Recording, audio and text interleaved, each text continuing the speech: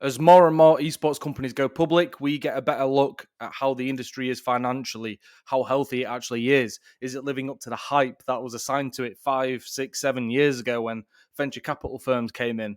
And more recently, when COVID meant, gaming consumption went up, actual gaming went up. People thought esports would follow with it, as well as esports betting. But now we've had the likes of Guild, which is co-owned by David Beckham, Astralis, the largest esports organization in Denmark, Complexity Gaming, FaZe Clan are looking to go public. A bunch of big organizations now, that specifically those that compete, are going public, both to kind of raise their profile, I imagine at least, and also to gain access to more funds. We get to see now their financials on a quarterly basis and an annual basis, get a real look into the state of things, how it is, at least when you're competing. And now there are other companies in esports like Allied Esports, that and betting sites as well, even like Lookbox and Rivalry, that have gone public, and thus we can see the state of esports betting and more in the periphery of the industry. The real interest for me right now are organizations. So I'm going to just go into quickly. I put together a nice, easy feature at Hitmarker. I've been the first to all of these financial reports, getting it out there. So I feel decently well versed to discuss this on at least a basic level. I'm going to go through quickly the esports organizations, the revenue they brought in for 2021, and how much money they made or lost. So, net revenue for Astralis, as I say, like best CSGO team in the world at one point, that's broken up now. Almost a household name in Denmark if you listen to people in and from that nation. A net revenue of $11 million, which is up from $7.6 million the year before. CSGO division accounted for 70% of the total revenue, and I think 51% of the company's total revenue was sponsorship related. Their pre-tax loss was $5.2 million. So they brought in $11 million in revenue and lost $5.2 million overall. Let's go to Complexity Gaming. Now, this one's a bit complicated because they're owned by GameSquare, which also owns agencies and such, but we'll look at the company overall. So they brought in revenue of $10.8 million for 2021. It was actually a 13-month period, but this is the best we've got.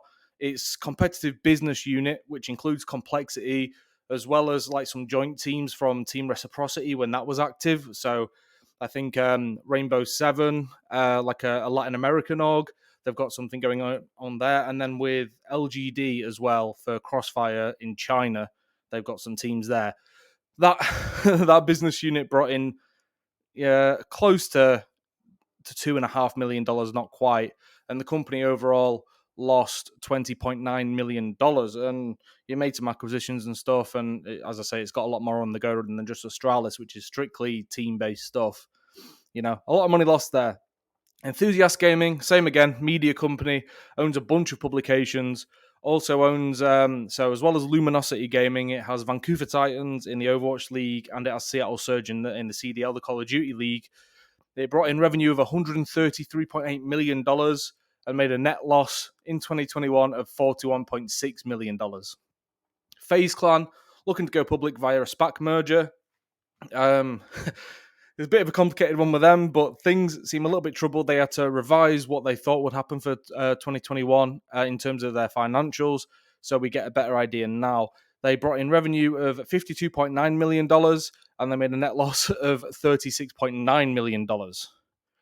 Guild Esports, as I say, co-owned by David Beckham. I think he owns just under 5% of it, and he's getting paid $20 million over 5 years to be an ambassador and like kind of the face and name of the organization in a sense. They brought in revenue of $2.6 million, mostly from sponsorships with like HyperX, Subway, and Samsung, as well as Bitstamp, which is a like crypto sponsor at this point. So they brought in $2.6 million and they lost pre-tax $11.8 million. And the last one is Overactive Media. Now they're building in Toronto a huge arena, multi-purpose, but will be used for esports, and they run events as well. But the majority of their business is team operations. So they have Mad Lions, a Spanish brand, which is in Valorant and League of Legends.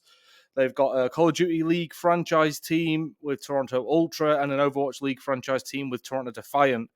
In 2021, they brought in $11.3 million, 69% up from the year before. Nice. And most of their sponsorships came from partnerships. Most of their revenue came from partnerships and sponsorships, and they made a net loss of 15.4 mil. So they brought in 11.3, lost 15.4 overall. So as you can see, a pretty bleak picture of how things are. The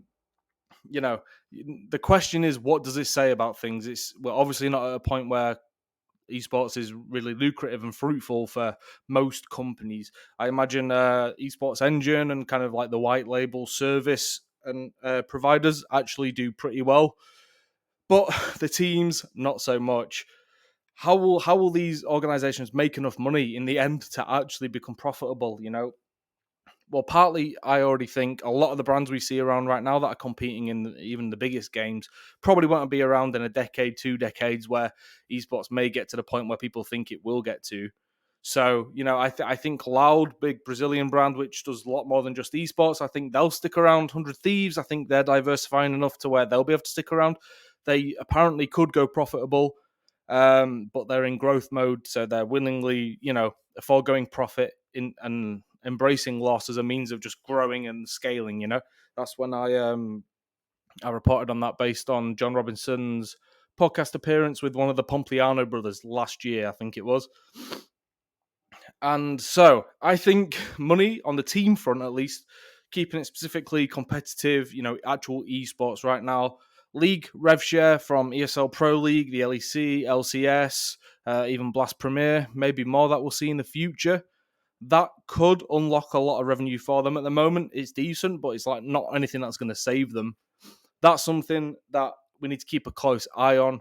A lot of franchise payments and such. If you look at the Activision Blizzard leagues, so Overwatch League and Call of Duty League, they're deferring payments and even thinking about scrapping a lot of it. If you look at a recent Jacob Wolf report, which, if I remember, I'll put in the description below. It's a tricky one right now. We need to keep an eye on that, but that seems to be where the big bet is. League revenue shares. So you buy into a league, and over time, those operating the league, which is invariably the developer, unless it's CSGO, then it's independent operators, so ESL and Blast, they will give a kickback for you investing in initially. Media rights is another area. That's literally the biggest revenue driver for most major sports. Now, I did a full episode of that with Billy Studholme on the Cyber Athletics podcast that we run. So I will, you can click up there, I think it should be. I've never done that before, but you should be able to click up there and go watch and listen to that. And it's also on Spotify with video. So you've got no excuse there. Go check that out if you care more about media rights and how that could help the industry and why it's not quite there yet. Otherwise, you have to look at 100 Thieves and these other orgs that I mentioned, Loud, and I think Koi in Spain with like PK and Ibai, I think his name is. I don't know how to pronounce it. Big Spanish influencer. I think it's actually the influencer-led organizations that understand how to monetize a bit better because they were already operating as a business when they were growing themselves. They know how to mobilize an audience, build an audience, maybe not monetize it to the best of the ability. Creators have still got a long way to go on that front, but they seemingly have a better idea than the sports executives that have been flooding into the industry following the VC money. So you look at merch, you look at like fan clubs / NFT initiatives. Didn't go down very well for Fnatic, but that's a hurdle that we'll probably overcome in time. You look at content, clothing. So the three things typically is content, clothing, and competition. They're like the three pillars, of most orgs, like modern orgs at this point. But merch has an opportunity to do well. Clubs, fan clubs, people buy in, you give them perks and stuff. The thing is, you rely on having a lot of fans and a lot of really engaged fans that are willing to spend money. At the moment, I believe like the average age of an esports fan, at least in North America, is like 24 to 30, and they're worth $5. Like, there's a long way to go on that front before you make any meaningful revenue off of them. But getting in early and engaging with them, that's a big part of it. And esports does play into this, though I'm saying it's the stuff outside of esports that's really important for these organizations. Competing and winning on the server is fucking huge, not only for gaining new fans, but for, building up fan affinity. They care, they want to see you win, they're rooting for games. And if you win, you release a new jersey or new t-shirt to commemorate it, and they go and buy it in droves. Like, esports is still a huge part of this, though I will say, and I stand by this fully, esports is marketing for publishers and developers. That's a common narrative that we had for ages. Some are trying to change that, like League of Legends, Riot Games. They're trying to change that narrative and make it seem like, no, this is a real sport to us. It's more than marketing. It's a new business unit for us. It's not quite the case, but esports is marketing for the organizations as well. That's fully how I see it. The organizations are not getting a good share of the prize winnings. The rev share stuff isn't quite where they hope it will be. Maybe that will unlock at a future point. The media rights, get a kickback, league rev share again off of that. They need those bits. But at the moment, it's marketing for them so they can sell the merch. So they can get people to watch their content and engage in other ways, however else they choose to try and monetize. It takes a long time to build a football level dedicated fan base. It takes decades upon decades for these teams, or sometimes a century, to get to the point where they're at now. And it's a bit weird, obviously, because Newcastle got bought for 400 million. Newcastle United Football Club got bought for 400 million last year, and Face It just got bought for 500 million, and ESL just got bought for $1 billion. So it's a mad one right now. Just kind of building that parallel don't really work too well. They can actually make money through the actual sport, and the stuff on the side helps, of course. Whereas in esports, it's the other way around. It's the inverse right now. So what I'd say is the COVID kind of hype has died down. Alongside getting access to the financials of many major organizations, we now know roughly where a lot of the bigger companies and long-standing companies are in the space, in the industry. And we know they're not doing well. They're losing 10, 20, $30 million each year trying to grow, trying to get to this point where, they reach the threshold where people are willing to actually pay for their shit, or watch their shit religiously, or really be like ultras for the team. Fnatic have got some, but they're just quite literally display signs of mental illness, so that's not good. But that's part and parcel. So Fnatic needs to multiply those mentally ill fans by 1,000, by 10,000, by 1,000,000, and then who knows? Maybe then they'll actually be bringing in more money than what they're spending. Because I'm pretty sure that's the case for Fnatic too. So if you're looking to get into the space as an investor, I don't know if you'd be watching this, but if you are, I'd recommend looking at the companies on the periphery, the service providers, because they can make real money right now. They're not built on hype and dreams and promise. Like, they're going right now. They're alive. They're running pretty fucking well, some of them. If you're looking to work, look, organizations, they're going to take the piss a bit. They're going to expect a bit more out of you than maybe they should. You're still probably going to have to wear multiple hats to justify a wage that you'd probably you make more doing one of those jobs in another industry, But if you're running out of passion and such, like, organizations, fine, sure. Just know what you're getting yourself into. These people are burning through cash, and it's a turbulent time with everything that's going on with the economy right now. Who knows who will be around in a year or two? So just really think carefully and choose carefully if it comes to you trying to join a company or trying to invest in a company.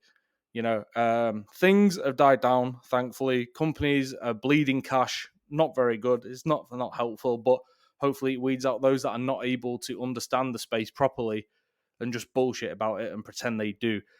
It's a tricky one overall. I don't wish anything bad upon anyone per se. I don't want to go bankrupt or anything like that. But look, it's not a good space. It's not a good time right now financially. I'll leave a link to the article I was reading out, which was compiled by a wonderful person called Adam Fitch, myself.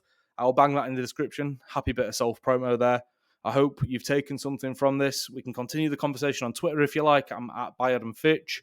Otherwise, keep up to date with Cyber Athletics. I'm pretty active on there. We're going on a little break for holidays soon. But apart from that, definitely guaranteed to be getting content there on this channel. I don't know. We'll see how it goes. But regardless, if you tuned in, thank you very much for watching. Catch you on the next one, motherfuckers. Cheers.